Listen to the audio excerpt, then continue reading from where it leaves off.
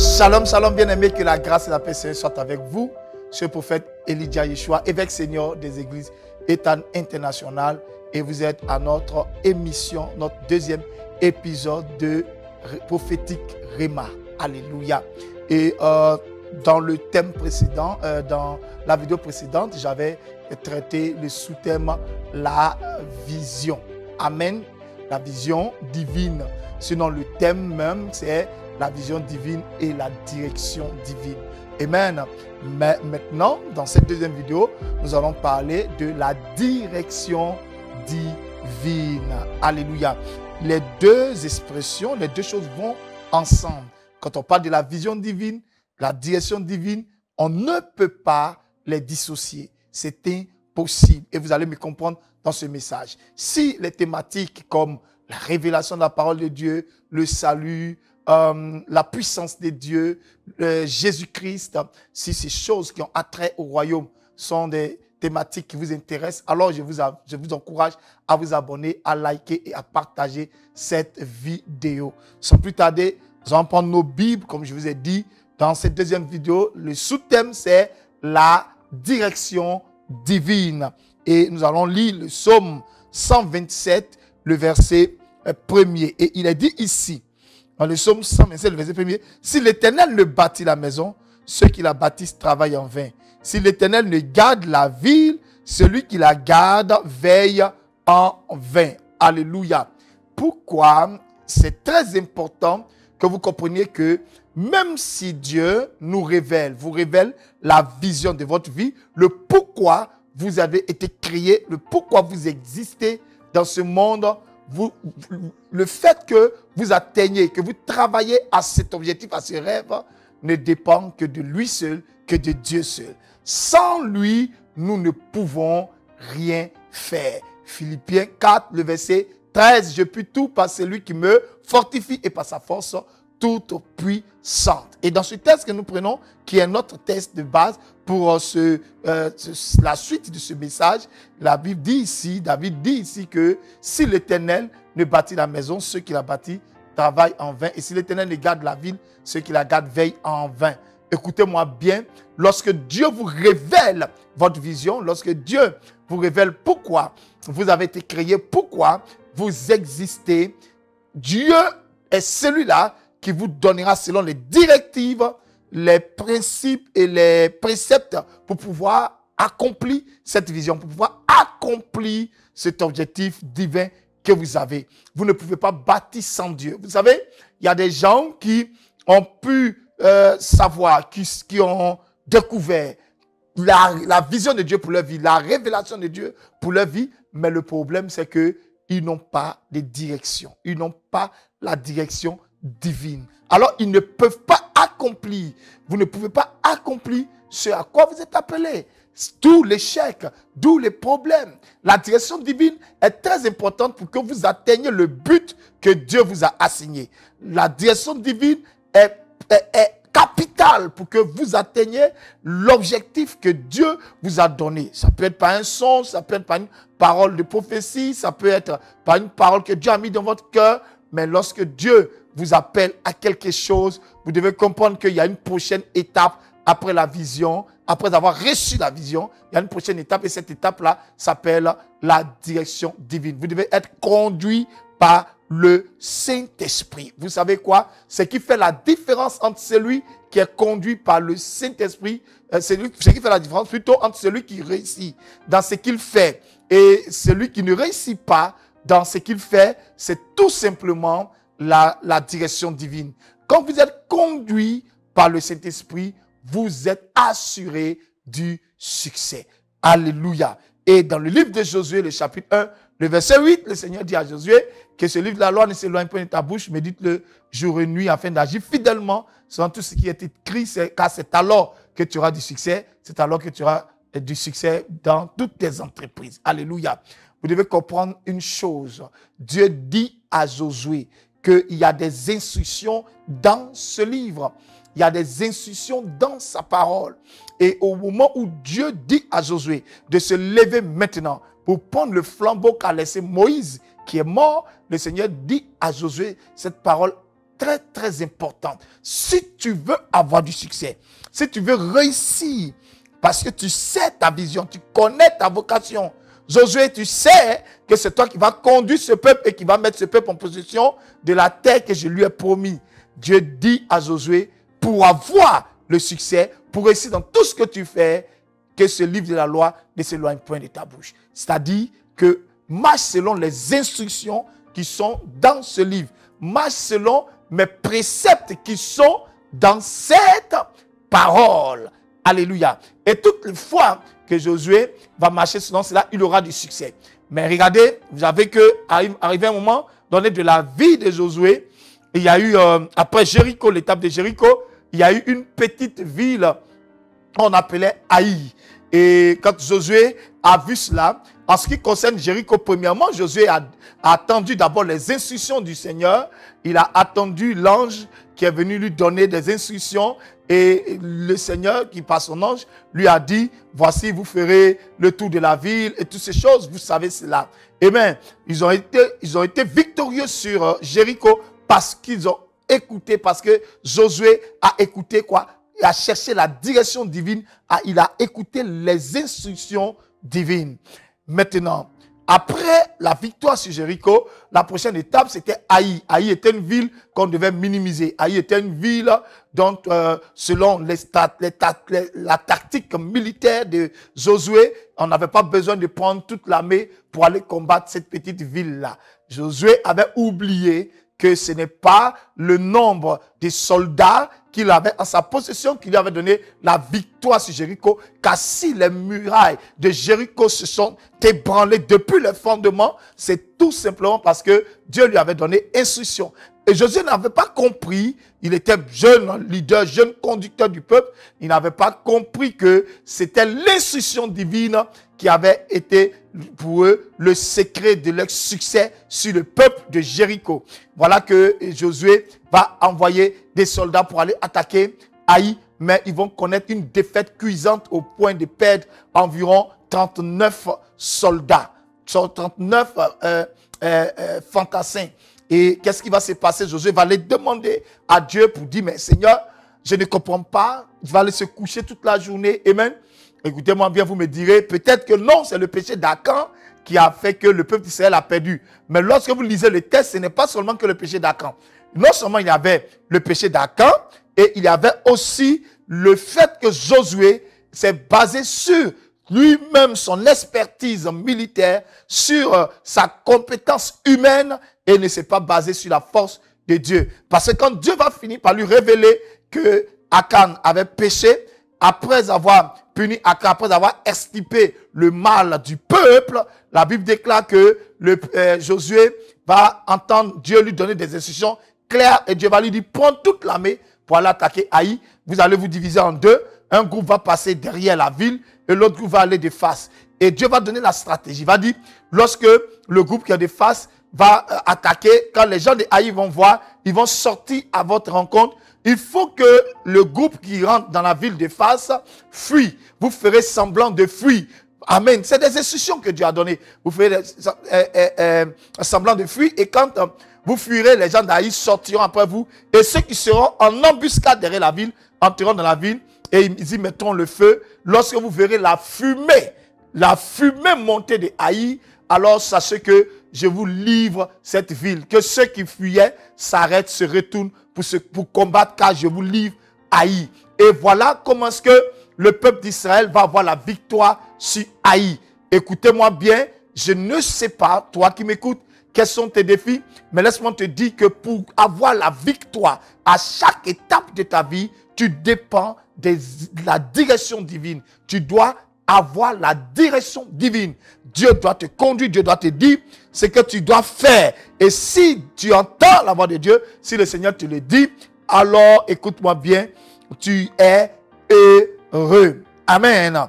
Lorsque vous connaissez la vision que Dieu vous a donnée, c'est que Dieu veut que vous fassiez, vous devez comprendre qu'il y a des étapes pour accomplir la vision. Il y a des étapes pour réaliser ce que Dieu a dit de faire. Alors, qu'est-ce que vous faites?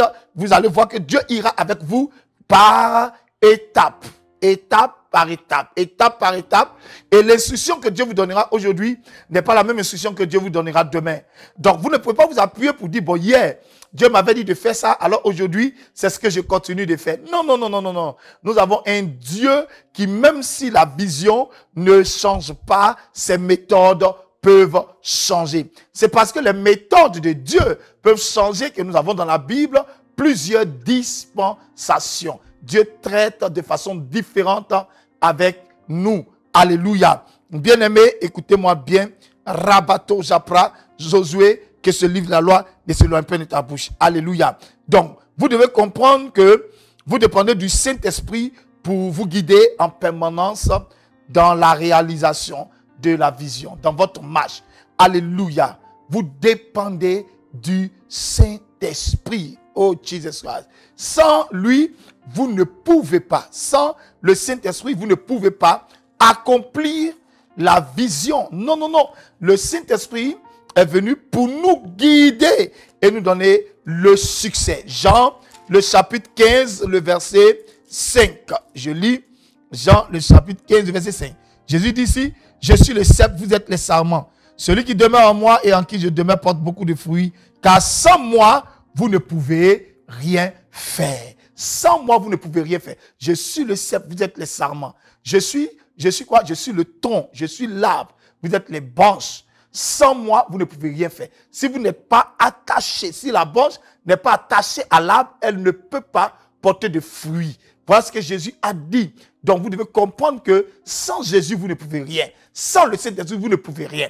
Vous pouvez avoir une lisibilité absolue de votre destinée, de la vision que Dieu veut accomplir avec vous, mais sans maintenant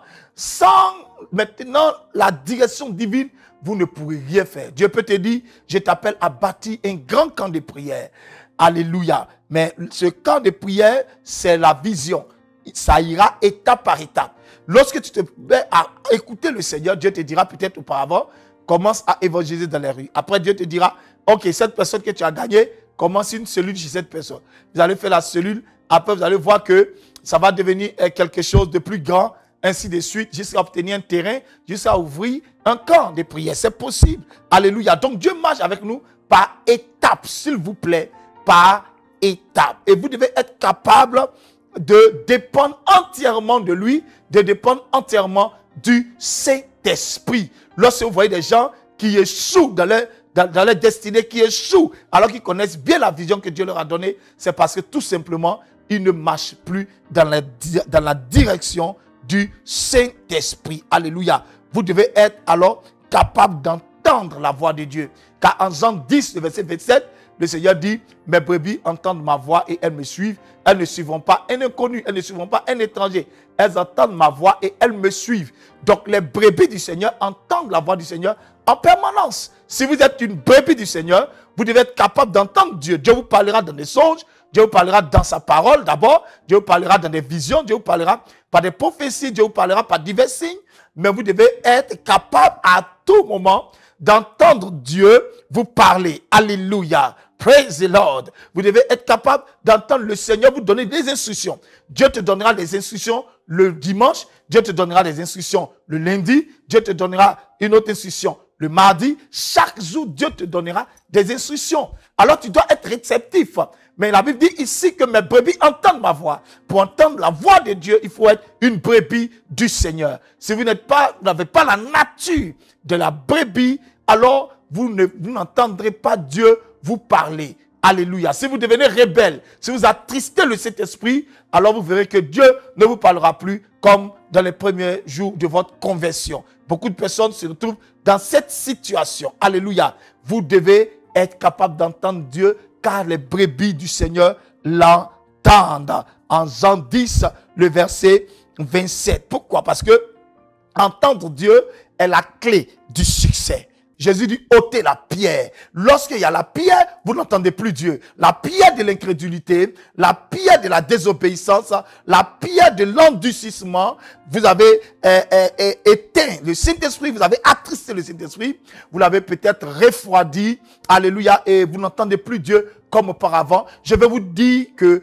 vous devez ôter la pierre. La pierre représente ici la chair. La pierre représente ici l'obstacle. La pierre représente ici la distraction qui vous empêche d'être dans la prière, qui vous empêche d'être dans la présence de Dieu. La pierre peut être l'addiction au téléphone. La pierre peut être l'amusement. La pierre peut être une relation dans laquelle tu es entré, et depuis que tu es dans cette relation avec cette personne, tu t'es écarté de ton chemin, tu as oublié ton objectif, la vision que Dieu t'a donnée. Je veux te dire, ôte la pierre. Jésus dit, ôtez la pierre. Lorsqu'on ôte la pierre, il dit, Lazare sort, le mort l'entend. Le mort entend Jésus lui parler, et la Bible déclare que le mort sort les mains et les pieds liés. Alléluia. Écoutez-moi bien, frères et sœurs.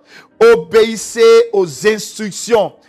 Obéissez aux instructions. Comme le Seigneur le dit en Deutéronome le chapitre 28, le verset 1er ici, et je le lis rapidement. Il dit, si tu obéis à la voix de l'Éternel, ton Dieu, en observant et en mettant en pratique tous ces commandements que je te prescris aujourd'hui, l'Éternel, ton Dieu, te donnera de la supériorité sur toutes les nations de la terre. Donc vous devez comprendre que lorsque nous entendons la direction divine, lorsque nous dépendons de la direction divine, nous sommes conduits, dirigés par le Saint-Esprit, nous marchons sur ces injonctions et sur ces impératifs, alors nous sommes quoi? Nous avons la supériorité sur toute adversité, la supériorité sur tout ennemi. C'est le secret. Vous devez obéir à Dieu. Vous devez obéir à la direction. Peut-être qu'aujourd'hui, vous cherchez une nouvelle direction. Mais écoutez-moi bien, si Dieu vous avait donné une instruction il y a 1 an ou il y a 2 ans en arrière, sachez que c'est là-bas que vous devez vous retourner, car c'est là l'étape de votre succès. Celui qui marche, qui obéit à Dieu, à la supériorité, est béni, à l'avantage. Les gens demandent comment il fait pour avoir du succès, comment il fait pour prospérer dans ses affaires, comment il fait pour prospérer dans son ministère. Parce que avant même d'investir dans une affaire, il va demander à Dieu, Seigneur, on m'a proposé telle affaire, qu'est-ce que je fais? Qu'est-ce que tu me dis? Tant que Dieu ne lui a pas donné la direction, tant qu'il n'a pas eu la direction divine, il ne se lance pas là-dedans. Il n'y investira pas son argent. Alors il a du succès, parce que quand cette personne se lance dans quelque chose, c'est que Dieu lui a parlé, les gens s'étonnent et les gens demandent, waouh, comment il fait, et il s'en sort, comment il fait, et il est béni, comment il fait, et il vit bien. Alléluia. Dans le livre d'Exode 25, le verset 40, le Seigneur dit à Moïse, prends soin de faire selon le modèle que tu as vu, selon le modèle que tu vois sur cette montagne. Alléluia. Donc, Moïse a vu un modèle. Il a reçu une instruction. Alléluia. Il a reçu une direction par rapport à une étape bien importante de son ministère. Et il a fait quoi? Il a construit le tabernacle tel qu'il a vu dans le ciel, avec les mêmes dimensions selon le modèle. Alléluia. Et Moïse a été béni. Moïse a été un grand prophète. Alléluia. Écoutez-moi bien, vous devez rechercher et vous devez aimer les instructions de Dieu. Vous devez aimer les instructions de Dieu. Il y a des gens qui ne veulent pas que Dieu les parle. Quand ils se donnent au Seigneur, ils ne veulent plus que l'Esprit de Dieu les conduise. Ils ne veulent plus que l'Esprit de Dieu leur dise, arrête ceci, ne fais pas cela, va comme ça, marche comme ça. Ils ne veulent plus. Et faites attention à vous. Vous devez comprendre que c'est la clé du succès. Vous ne réussirez que lorsque vous marchez dans la direction divine, et l'aboutissement, c'est l'accomplissement de votre vision. Alléluia. Donc, aimez les instructions. Alléluia. Nous avons reçu le Saint-Esprit pour cela. Et le Seigneur dit en Jean 16, le verset 13, il dit, lui, quand il viendra, il vous conduira dans toute la vérité. Il vient pour vous conduire dans la vérité. L'Esprit de Dieu est venu pour nous conduire dans la vérité, pour nous conduire dans ce que nous devons faire, pour nous dire quelles sont les pensées de Dieu, comment nous devons marcher, comment nous devons accomplir, avec quels outils nous devons travailler pour réaliser, accomplir cette vision. Alléluia. Laissez-vous conduire par le Saint-Esprit, car le Saint-Esprit est quoi? Est notre instructeur. Et Dieu vous donne par son esprit la direction pour accomplir cette grande vision qu'il vous a donnée. Vous réussirez si vous écoutez le Saint-Esprit. Vous réussirez si vous êtes une brebis du Seigneur, car mes brebis entendent ma voix. Jean 15, le verset 5. Alléluia. Que la grâce et la paix du Seigneur soient avec vous. Vous êtes bénis, bénis, bénis. Je vais prier maintenant pour tous ceux qui suivent cette vidéo. Et je déclare, Père, mon Père, au nom de Jésus-Christ de Nazareth, étends ta main et interviens. Cet homme qui n'a plus la capacité d'entendre ta voix. Cette femme qui a perdu la direction divine. Aide-la, aide-le à accomplir cette vision au nom de Jésus-Christ de Nazareth. Que la flamme qui avait été éteinte soit rallumée. La flamme de ta présence, la flamme de l'esprit soit rallumée. Donne-lui du succès dans ses affaires, le succès dans toutes ses entreprises au nom puissant de Jésus-Christ de Nazareth. Nous nous retrouvons encore pour le prochain épisode. Que la grâce et la paix soient avec vous. À bientôt.